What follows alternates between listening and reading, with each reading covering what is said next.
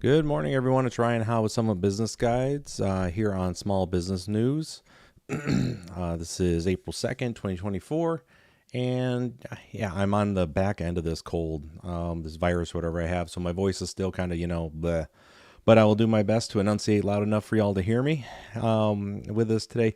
Want to get into a few things, specifically one, as you read in the title here, we're going to be talking about key business drivers. It's one of the most misunderstood concepts in business, and I want to make sure we spend some time on that here towards the end of the video. With that, we're going to get into news today. There's some stuff I want to talk about with the R&D. Just a reminder on the R&D tax credit for small businesses. There's a slight change to that. I want to talk about quarterly planning. We are currently heading into Q2 of 2024. And if you are planning for Q2 of 2024, you're already behind. If you're planning for Q3, you're already behind. Planning for Q4, you're behind, but we can get you back on schedule. So we'll talk through all that here in a little bit.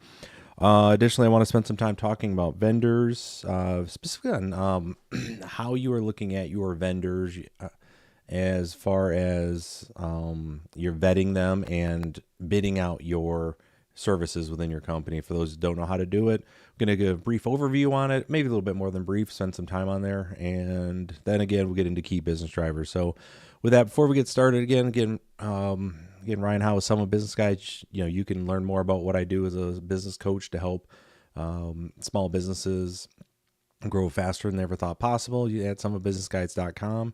Again, please, I'm here every day, basically between 7 and 8.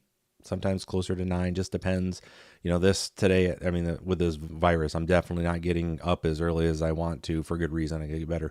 But with that, before we get started, I just thought I'd show you this. Pretty funny.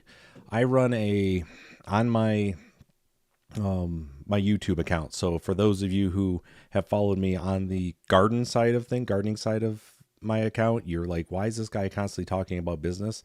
All right. I do both. I have I do my business content on here, but I also do my gardening stuff as well. I don't want to run two channels because frankly, the YouTube stuff is fun for me, but I just thought that was funny. My most recently over the last couple days, this silly short that I put together, which is on my seed starting some flowers, what I have my petunias.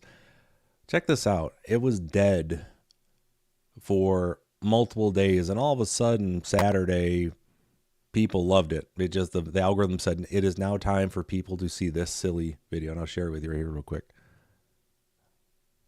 I think I may have mixed up some of my seeds. Those don't look like petunias. Yeah, it's just a dumb little video that I put together. I think I may have mixed up some.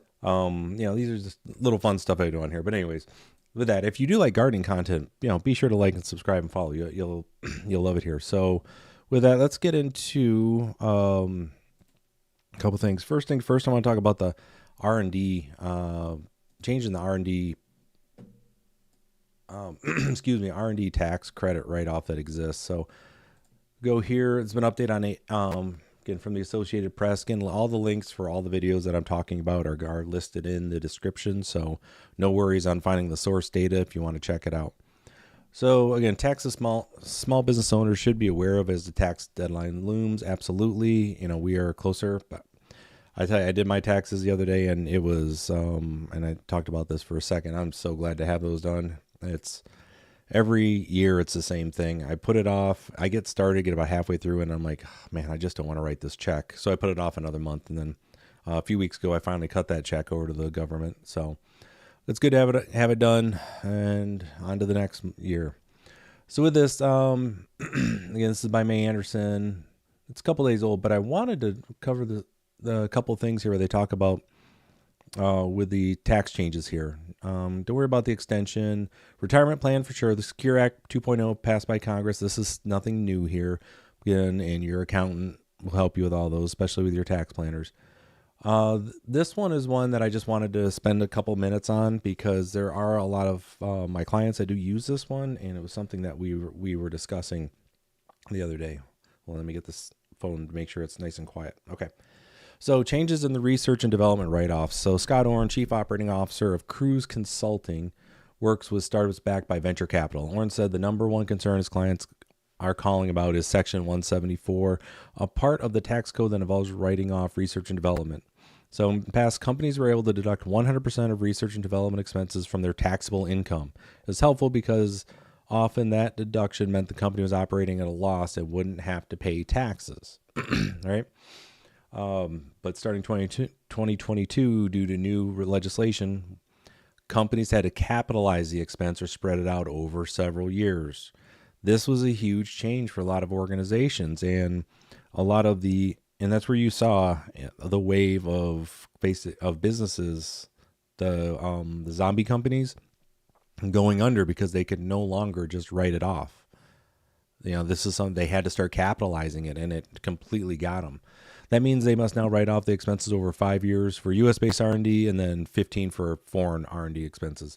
Large and small companies are affected by the change, but small businesses are hurt the most. Small businesses are the ones who are swinging into profit when they thought they were like safely losing money and not ever going to pay taxes for a while. And that's why it's such a big surprise for them. It's hurting people. It's a lot like this, and this is part of what why the Congress, why this was actually done. There were so many businesses that were using this, and it's not a loophole. It was doing what it was intended to do. It was meant to cultivate and grow businesses, but what it was happening, they leave it to the business, with the research and development, you're allowed to say what it is. This is research, this development. And, as long as you can show it's directly going towards, development, i.e., right?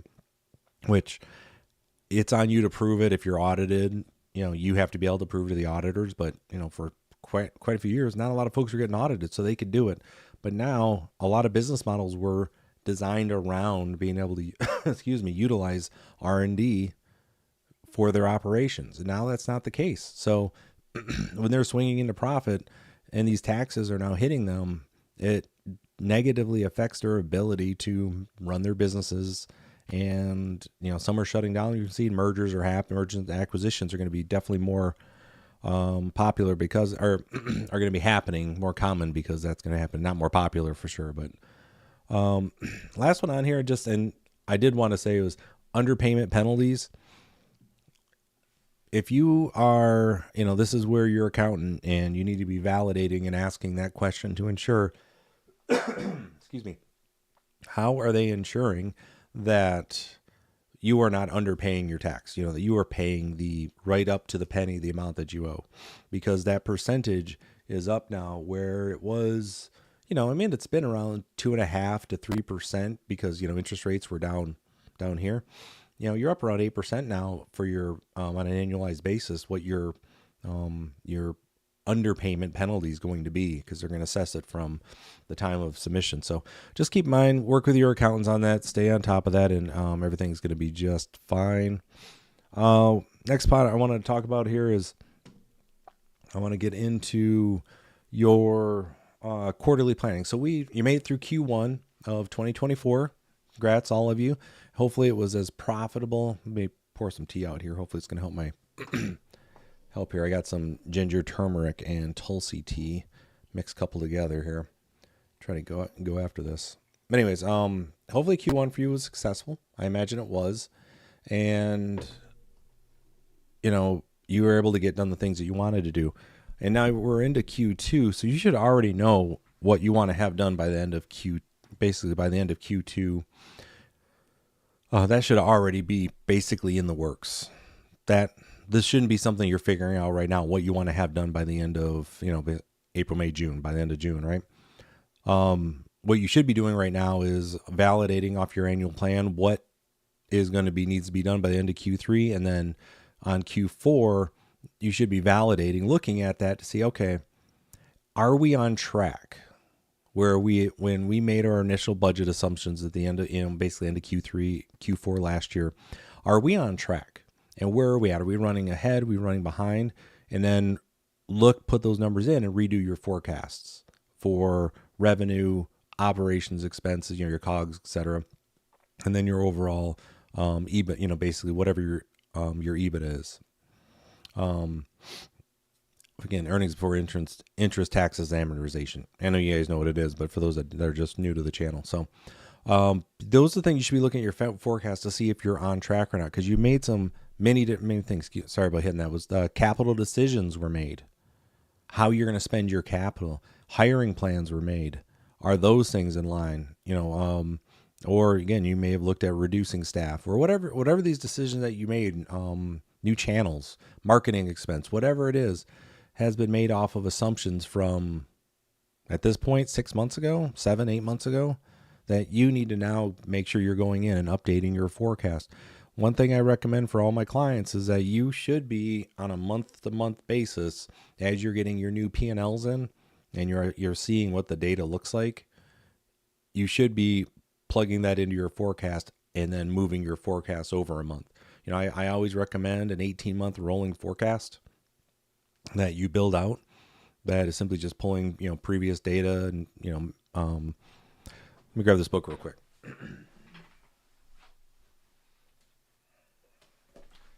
And again, if you aren't sure on how to do all these things or manage it, this book right here, Simple Numbers, Big Straight Talk, Big Profits by Greg Crabtree. I talk about it all the time.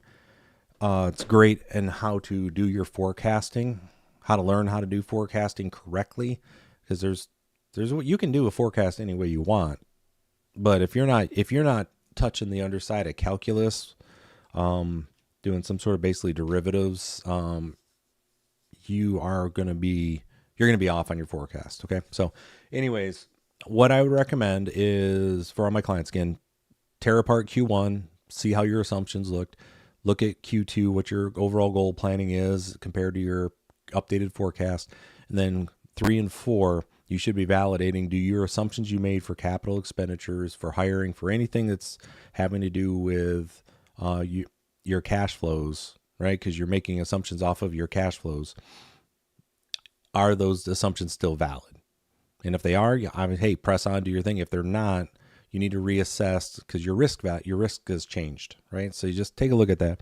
If you're not sure how to do all these things, again, send me a note, Ryan at summitbusinessguides.com. Go to summitbusinessguides.com and check out, send me a note there, book a call. These are things that I help people with all the time.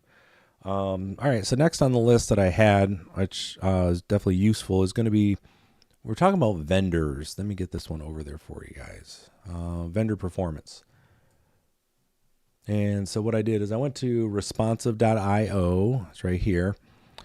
And I just did a basic search for what would be considered basically for an RFP, request for proposal, when you're going to bid out your services.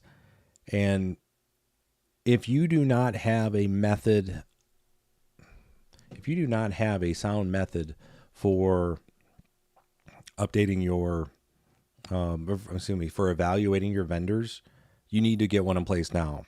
Even something basic, and that's why I brought this up from responsive.io. I think it's a good place for most people to start. Again, tips, tools, and resources for RFPs. Now, again, military, my last 7 years, in the Air Force, I did procurement. I led the teams that did that, and I'm so glad that I did because I got to learn all about this process and how important it is and helpful it is to be able to understand these things. With this, you have to have a way to evaluate the performance of your vendors versus your contract amount. So first question is, do you have a contract and agreement with all your vendors outside of basically just a basic ordering agreement? One second. Oh, man. By the way, if you do not, my wife got me this thing. This thing is fantastic. It's got for tea, it's got its diffuser right in there and do a whole 3 cups of coffee at once. And then she got me my own little heated, if you can see the number over there, pops up. There you go. It keeps it at a nice 135 degrees for me. So anyways, highly recommend them. Get that stuff. Anyways, when you're looking at your vendor performance management program, one, do you have an agreement with them? One of the number one things when I come with my clients is if you do not have an agreement of what, with expectations for either pricing, delivery standards, etc., that's something you got to get in place with your vendors as soon as you can. There's sometimes it has to do with ordering quantities, and I get that, but you should always bid out every time all of your services. Just don't go with the first one. So, main example of that I talk with a lot of folks on, and I just go back to experience wise, because there's a lot of restaurants that I work with too. Restaurants and larger food organizations is food vendor. What's your prime food vendor contract? Who's your prime food vendor? Man, where you get almost all of your kitchen supplies from, right? That needs to be bid out, because you've got so many large companies that will fight for the smaller markets, or even for the smaller pieces. They will come and help you out. But what that does with that agreement, it gets you standards to set them to, because then you're going to see these are important. So establish benchmark. Here's the three things you're going to look at here. So establish benchmarks and goals from beginning to end. Vendor performance management is a critical aspect of strategic sourcing. Ideally, current benchmarks, predicted outcomes, strategic goals. It should be from the beginning. But if you're not there, no worries.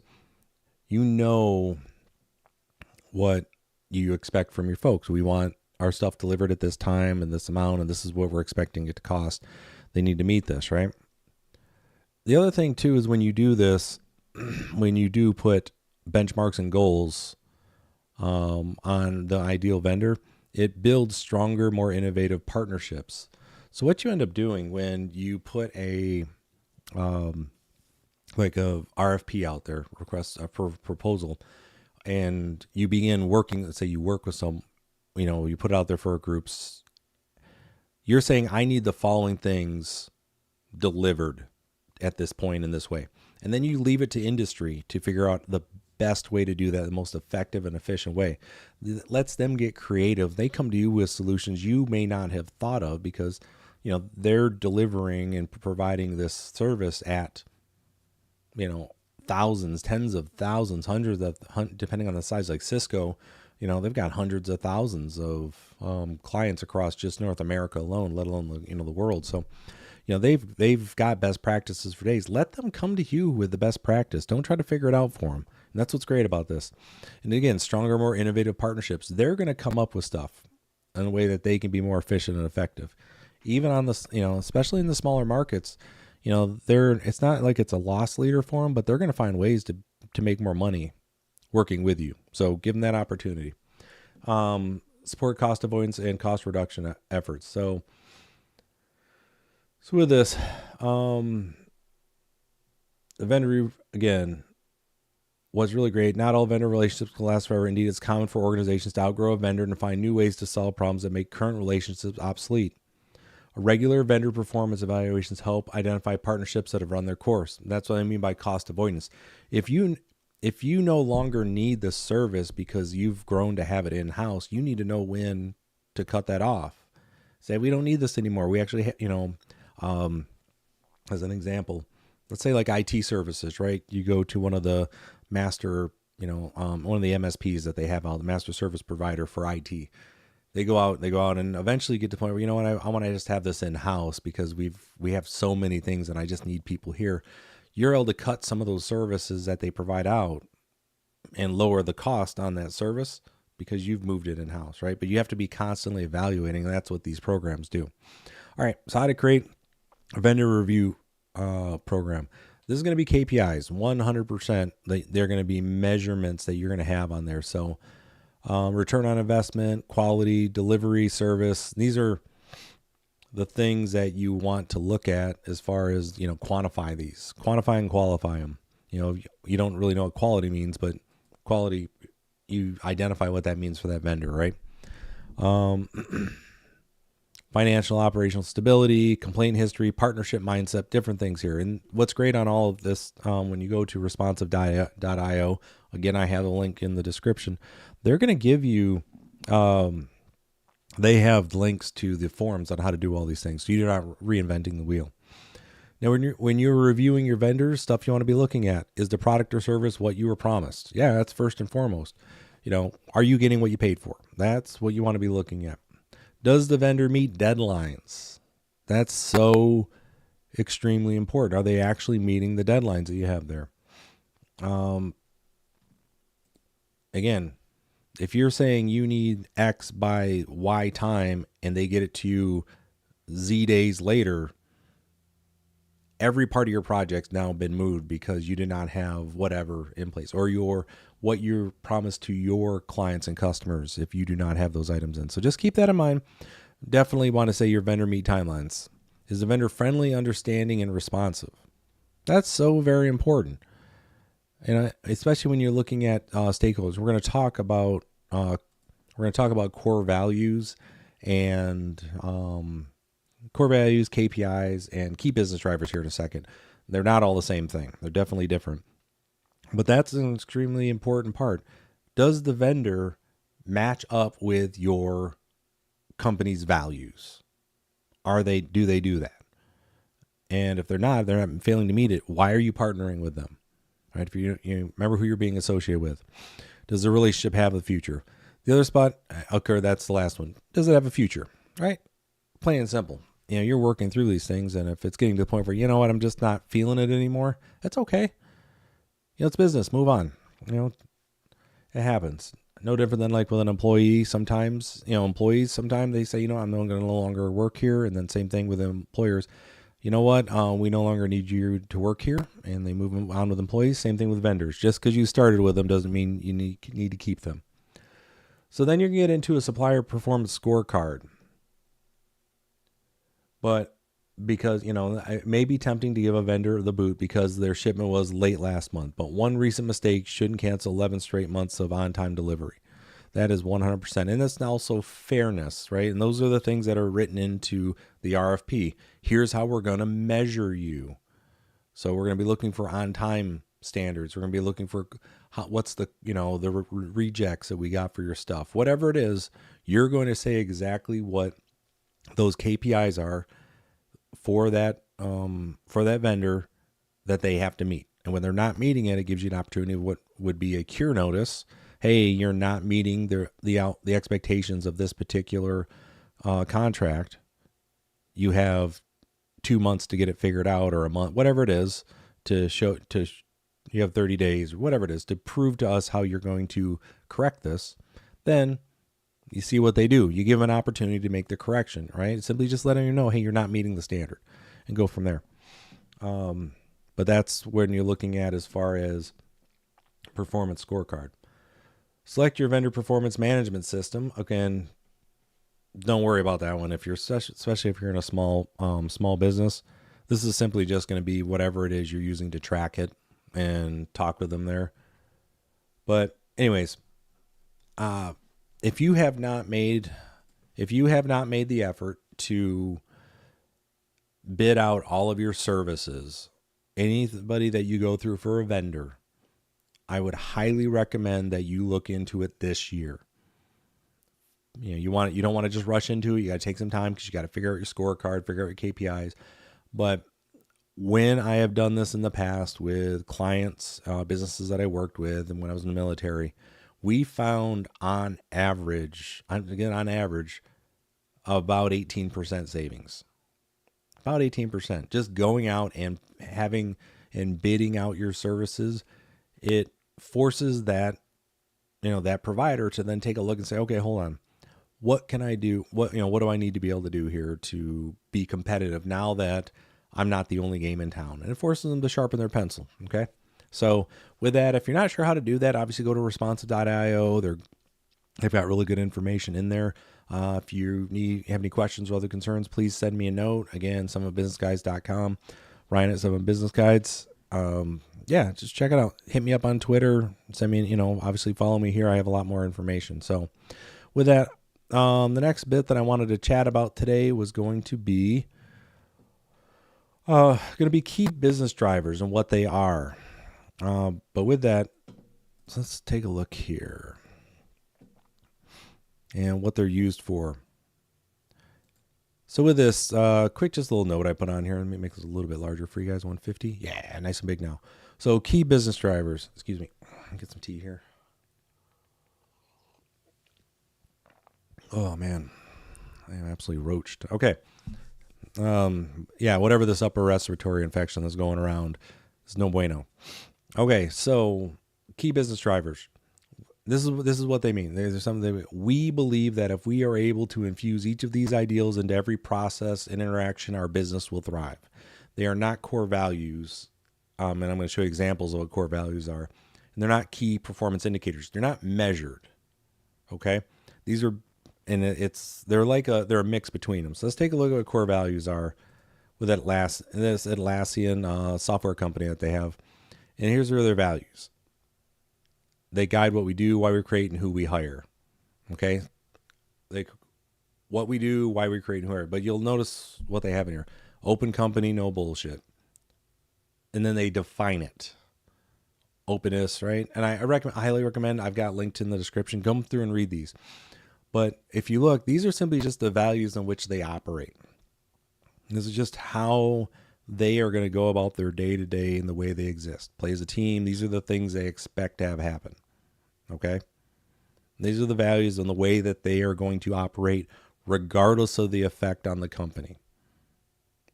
This is what they expect of all their stakeholders. This is what they want. Right? This is their values of the people you'll know. Key business drivers, KPIs, key performance indicators are metrics. We had X number of customer complaints over the last week. We had, where you're counting, you're quantifying. There's quantitative and there's qualitative KPIs, but you're counting, and that's separate. All right, that's something different. Again, they are definitely important. These KPIs are saying these are how well you're performing. Okay, so now we've got core values, which are, here's how we are. This is here's the way we are as a company, as a people, as an entity. This is just the way we are as people, right? These are the values we have. And then here's how we measure things to see how well we're performing, because this is indicating how well we're going to perform. Key business drivers, we believe if we infuse each of these ideals into every process interaction, our business will thrive. This is about how, if we focus on these things as a go, no-go, in our decision tree with our stakeholders, we know if we are able to explain these as why we're doing things, our business will grow. That's what key business drivers are. It's a little different, and you'll see what I mean. So here's some examples. I'm just going to give you the first one here. A few for these first few here. All right, so these are just some examples that I had from a previous employer, and then other examples I've seen here. It's not, you're not gonna do a measurement of quality. What you're saying is, okay, are we delivering? You're dealing with your client right now. Get ready to deal with your client, and there's an issue that comes up where you can either take the easy way out, or something isn't quite right. Like you got to clean it off or something, and you're like, okay, it's good enough. Well, is that really quality? No. We want to be able to say, no, let's clean it off. Let's make it as quality as possible. But it also, if you're making those decisions to, like, you do something above and beyond, say, no, this is what it means to quality to me. And you can explain why you did something above and beyond of what was expected or meant to be delivered to that client, right? Or to somebody else. Hospitality, the way that you speak to people, the way that you if you get short with someone, it's not that isn't against your core values. It's like, hold on. What we've decided is that if we are hospitable, if we are, we are hospitable to people, to vendors, to all of us, and we make sure people feel that way when they're around us, that's going to grow our business. It's not the values we have. It's like, if we do this, sorry, my camera just reset. If we do this, we are absolutely going to be successful. It's going to grow the business. Accuracy. Again, we have KPIs that measure the accuracy of how we're doing. We're saying this is important because these are key performance, how well we're performing. But we're going to focus on, we're going to decide to not do something, wait on doing another bit of work or slow down to make sure we're accurate.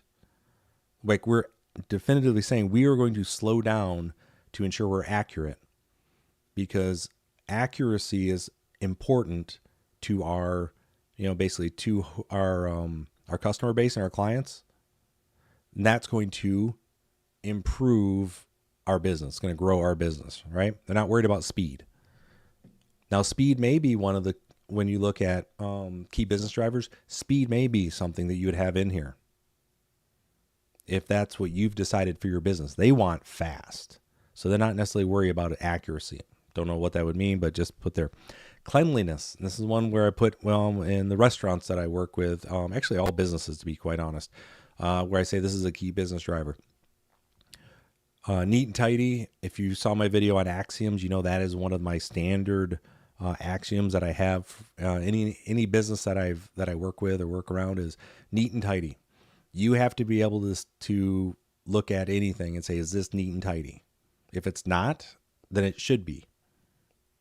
And if you're able to show, hey, well, I organize this way to make sure it's neat and tidy. Perfect. Great.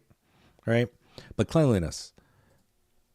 Value, again, value is determined how you basically by where the clients are at, but also on for within our other stakeholders that we have. Exceptional people. We've decided that having exceptional people is a key business driver. Now, hear me out on this one as I wrap this last little bit up. There's a lot of businesses that take a look at, we just need people, and they get people in, right? And they're saying, we just got to hire because I need bodies. And they take that route, and it's detrimental to the team. There are businesses, when I work with them, I say, listen, exceptional people needs to be a key business driver for you, because when you have exceptional people, let's say you have, your team, as an example, I want to say here, your team would much rather be staffed to 80%, right, of possible people, but have 100% of the people all be exceptional, be on board, all facing the same direction, going towards the same goal, than be staffed at 100% full of people, but have 20% of those people not be exceptional, not be the type of folks that you want to work with in your environment, right? Because it has such a drag on the rest of the productivity of the rest of the team, right? But when you look at KPIs, they're looking for, what's your turnover rate? What is your staffing position? You're measuring those, but instead of, you can't, exceptional people, it's hard to measure that, right? But those are the type of things that are business drivers. Then positive environment, of course. We are not negative people around here. We state facts that are not, that are not good, but in a way that isn't detrimental to others. We speak about the actions and not the people. So, but anyways, what I would go back to, and let me just bring this back up, is if you are struggling in your business and in your organization with, well, frankly, just trying to get things figured out, and you've got your core values and you're measuring things, I would highly recommend that you take a look at these key business drivers. Feel free to borrow these, right, to start with, and find the ones that work for you, with the understanding that we believe we're able to infuse each of these ideals into every process and interaction. Our business will thrive. Again, they're not values. These are drivers. So if you're struggling, having issues, please consider taking a look at these key business drivers. It's a way for your folks to make better decisions, their decision tree, right? Do we do this? Yes or no? Core values absolutely help with that. KPIs are a measurement of how well you're doing, but key business drivers, that is real time, people able to make decisions in real time, but also then they're able to explain back why they made the decisions they did, which is great. So then you can talk about it and say, either educate them, or you may have learned something new about you that you didn't realize. So with that, that's all I got for today on small business news. Here, I just want to bring up one thing. As again, for those of you who haven't made the trip over to summitbusinessguides.com yet, again, please do take a moment. You'll learn a little bit about what I work with folks, some of the businesses that I work with. Learn more about me. Learn about with the Pinnacle, which is the business operating system my clients that I work with them to implement, so I can then help them. We all speak the same language, and then we can make help decisions going forward. So yeah, come check me out. It's my radio program, Leading West Michigan. But anyways, thank you for your time today. I appreciate it. Again, if you found value in here, please subscribe, like, share, tell your friends. Again, send me comments. Love to read them. Have a great day, and we'll see you tomorrow.